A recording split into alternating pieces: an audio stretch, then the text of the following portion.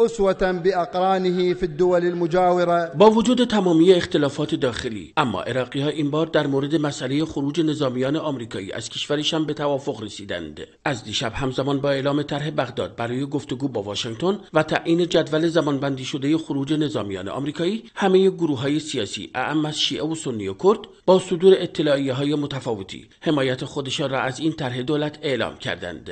طلقت منذ العام الماضي في شهر شباط. مرحله نخست گفتگوهای عراق با آمریکا برای پایان دادن به حضور نظامیان آمریکایی را از سال گذشته آغاز کرده بودیم و اکنون به نتیجه اولیه آن دست یافتیم. ما به آمریکایی‌ها رسما گفته ایم که بعد از شکست داعش دیگر نیازی به نیروهای شما نداریم و نیروهای عراقی توان تأمین امنیت داخلی را دارند. از این رو تلاش داریم در این دور از مذاکرات به حضور همه نیروهای خارجی که در قالب ائتلاف بین المللی در عراق حضور دارند پایان دهیم. پیش بینی می شود مرحله نخست مذاکرات عراق و آمریکا برای خروج نظامیان آمریکایی در هفته آتی شروع شود. این دور از گفتگوها در حالی انجام خواهد شد که محور مقاومت اسلامی عراق ظرف 3 ماه گذشته بیش از 160 بار مواضع تروریست‌های آمریکایی را در عراق و سوریه آماج حملات خود قرار داده است.